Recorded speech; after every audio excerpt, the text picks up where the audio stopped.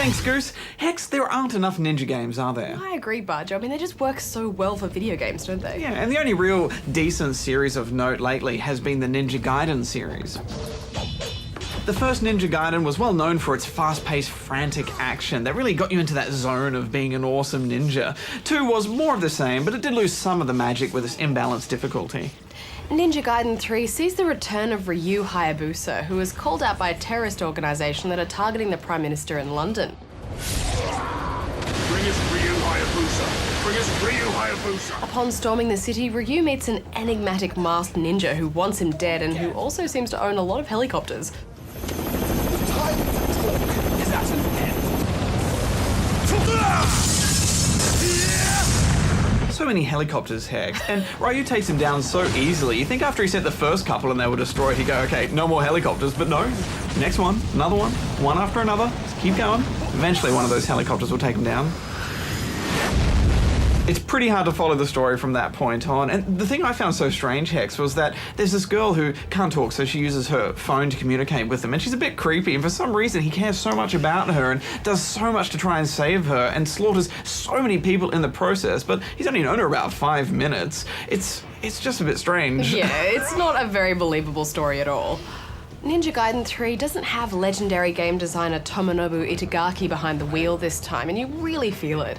It just doesn't have the wonderful aesthetic of the previous games. Locations and ideas such as this simulation section have their moments, but they just feel out of place, really. Hex, I felt this was such a step back for the series in so many ways. For a start, it doesn't have any dismemberment, and if you know anything about ninjas, you know they have very sharp swords, and it's that brutality of that combat that makes it interesting. The hacked off limbs in Ninja Gaiden 2 was vital, not only because you could see which enemy was weakened so you could finish them off, but it just made you feel more like a ninja. Here it just felt like I was whacking people with my ninja stick. Expensive toy. Yeah, and it's not like we're saying we need gore for gore's sake. I mean, it certainly didn't feel that way with the last game. It's just that this style is integral to the theme and aesthetic of the genre. I mean, it's almost like the way the censored version of Left 4 Dead 2 made the zombies lose all impact. And there is lots of spurting blood, but it's just not the same. The animations are beautiful though. The way Ryu moves about attacking enemies is fluid. You won't notice any frame skips or weird animations. I love the way that dash knocks people over. What?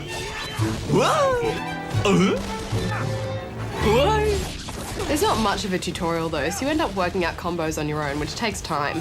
Every now and again, Ryu's cursed arm will glow red, which lets you dash about for a powerful attack.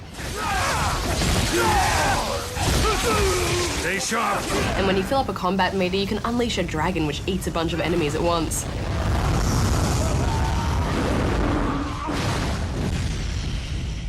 I really feel like you should get that arm seen to, some antibiotics or something. What do you mean? You know, that dragon ability looks so spectacular the first time you do it, but it's actually really boring to do because you don't do anything, it does it all for you. Same with the arm dash ability. And I know I'm going a lot back to 2 here and comparing it, but all those abilities were more interesting. You know, you'd paint your targets and you'd shoot them off. And here there's no weapons or other abilities to upgrade, all of that has been taken out. This whole game has been stripped back to a button masher. You don't get to learn how to tie combos and abilities and magic all together in a fight. You just bash through it, activate your 2 abilities when you can, and then there's hardly any satisfaction when you've cleaned up the room. Also, the camera moves around in these fights so much, I found that really disorientating. Yeah, it is very heavy on quick time events as well. Oh, what fun, eh? Yeah, oh, I hated that climbing one more than anything else. I didn't mind the climbing one. In fact, that was one of the few uses of quick time that I thought were actually quite clever. Using the 2 bumpers to climb. Stupid. Throw a dagger. Stupid, I'd fall off all the time, like, ah! Stupid. I didn't fall off. You just don't stop. Most enemies can be finished with a quick time event as well, but it's just not satisfying to do a brutal finisher if it doesn't look brutal, and also half the time they don't come up in normal combat on purpose. Enemy types are varied enough. I think I like those cloak ones the best, Barger. Yeah, but I still found all these fights really repetitive because you're just thrown in a series of rooms and then goons just keep coming and coming and they all take way too many hits. I also found the non-combat sections quite unfair. Just one false step and it's all over. In fairness, the game does try to genuinely surprise you during combat and action sequences. A radio. But where is it? And they do a pretty good job of that, although you do start to see it coming after a while, just because of the repetition in this game.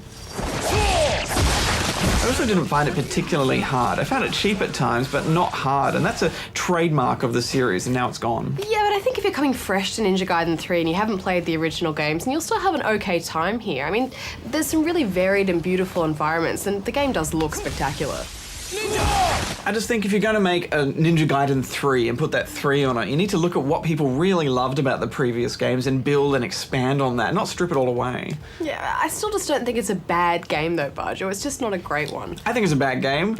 I felt genuinely sad playing this. I wanted to be an awesome ninja and learning when I needed to block and getting into that ninja zone and getting better at being a ninja and cleaning up a room and then, you know, going like that, but I just didn't feel any of that here. Is this your ninja zone? That's my ninja zone. I wanted to be having awesome ninja battles, not dodging rockets in the street.